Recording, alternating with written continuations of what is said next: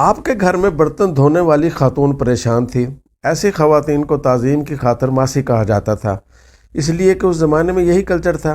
نام نہیں لیا جاتا تھا، نہ کسی کو نوکر یا ملازم یا ملازمہ کہہ کر بلایا جاتا تھا۔ مردوں کو لالا یا بھائی، چاچا یا ماما کہا جاتا تھا اور خواتین کو ماسی یا پھوپھی کہہ کر پکارتے تھے۔ اب ماسی کا لفظ ملازمہ کے لیے مخصوص ہو کر رہ گیا ہے۔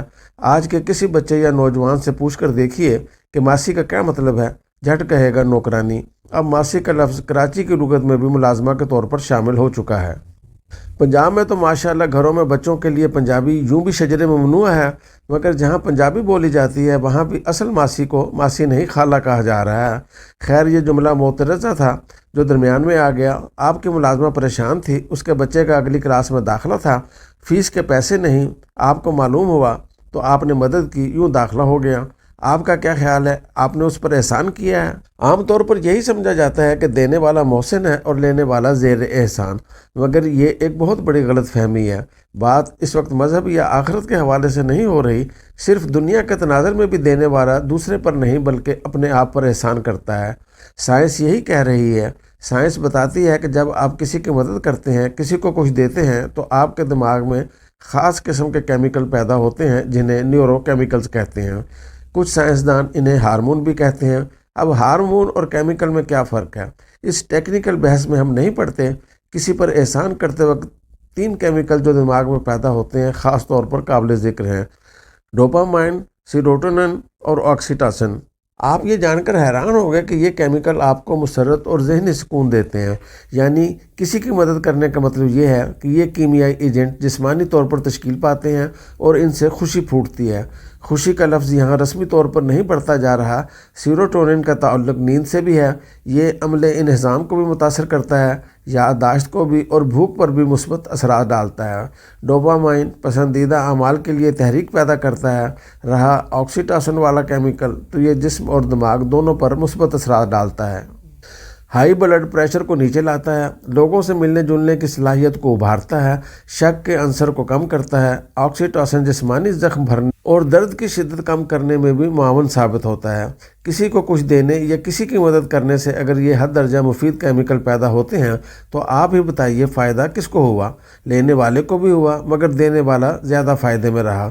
پھر یہ بھی یاد رکھیے کہ مدد کرنے سے مراد صرف مالی مدد نہیں، بلکہ کسی کے لیے دروازہ کھولنا، کسی کی کار کا ٹائر بدل دینا، کسی کو اچھا مشورہ دینا، کسی کو آنے والے خطرے سے آگاہ کر دینا، راستہ بتانے کے لیے چند قدم ساتھ چل دینا، یہاں تک کہ کسی کی بات کا جواب دیتے ہوئے مسکرانا، یہ سب مدد ہی کی اقسام ہیں۔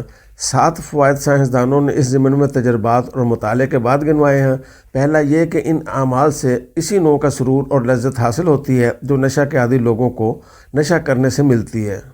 پہلا یہ کہ ان اعمال سے اسی نوع کا سرور اور لذت حاصل ہوتی ہے جو نشہ کے عادی لوگوں کو نشہ کرنے سے ملتی ہے، گویا کسی کی مدد کرنا عیاشی سے کم نہیں۔ دوسرا یہ کہ ایک جرمن اسٹڈی کے مطابق دوسروں پر وقت یا وسائل خرچ کرنے سے زندگی میں اطمینان در آتا ہے۔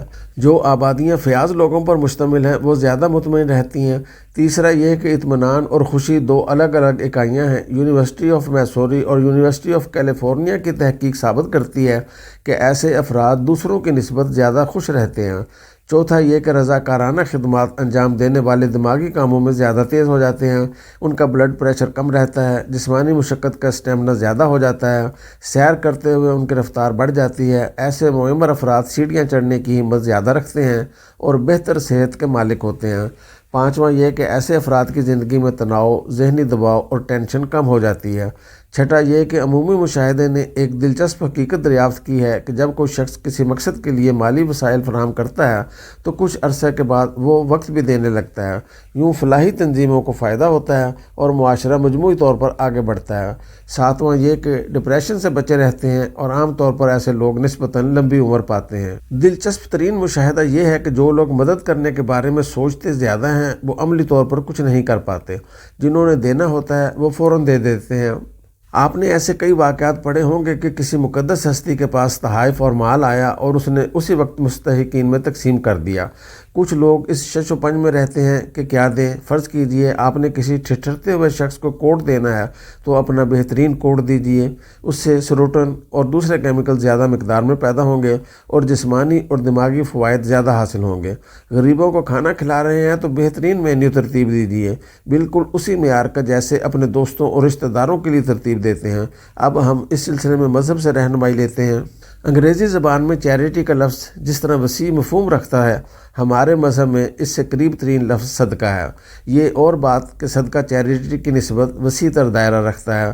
راستے سے کانٹے یا کوئی رکاوٹ ہٹانا بھی صدقہ ہے، درخت لگانا بھی صدقہ ہے، اپنے متعلقین پر خرچ کرنا بھی صدقہ ہے، یہاں تک کہ ماں باپ کو محبت سے دیکھنے کا عمل بھی بہت پسندیدہ قرار دیا گیا ہے۔ والدین کی خدمت کرنے سے یا انہیں محبت سے دیکھنے سے آپ ان پر کوئی احسان نہیں کر رہے، اس سے آپ کے دماغ میں وہی کیمیکل پیدا ہوتے ہیں جو آپ کو سکون، اچھی نیند، صحت مند جسم اور تندرست دماغ دیتے ہیں۔ صلہ رحمی پر جو زور دیا گیا ہے اسے بھی اسی سیاق و سباق میں دیکھیے، یعنی صرف انفاق ہی صدقہ کے مفہوم میں نہیں آتا، خوش اخلاقی، مسکراہٹ اور حسن سلوک بھی اسی زمرے میں آتے ہیں۔ ہمیں تو یہ بھی ہدایت کی گئی ہے کہ جو خود کھائیں وہی زیر دستوں کو کھلائیں اور جو خود پہنیں وہی انہیں پہننے کے لیے دیں۔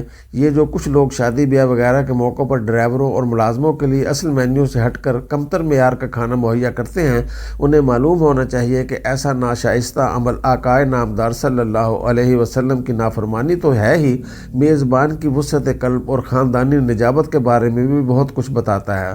ہمارے پختون بھائی اس حوالے سے لائق تحسین ہے کہ ان کے ملازم اور ماتحت اسی دسترخوان پر ساتھ بیٹھ کر کھانا کھاتے ہیں۔